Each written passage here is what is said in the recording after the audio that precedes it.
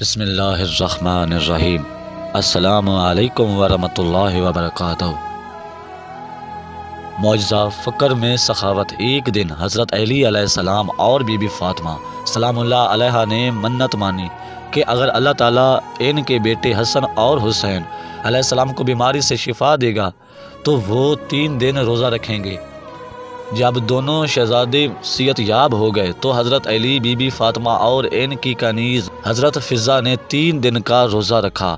پہلا دن جب افطار کا وقت آیا تو دروازے پر ایک مسکین آیا اور صدقہ مانگا۔ حضرت علی علیہ السلام نے فوراً وہ افطاری سے اسے دے دی اور خود پانی پی کر رات گزار دی۔ دوسرا دن اگلی شام افطار کا وقت آیا تو دروازے پر ایک یتیم آ گیا۔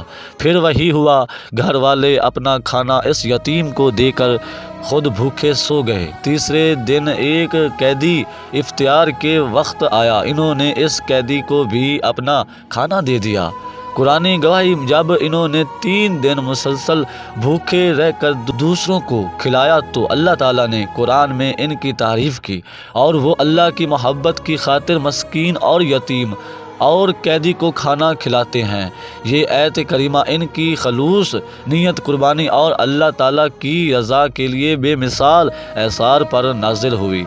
اس واقعے کا پیغام، یہ معجزہ صرف روحانی مقام کا اظہار نہیں بلکہ اہل بیت علیہ السلام کے اخلاق، ایثار اور خدا پر توکل کی عملی تصویر ہے۔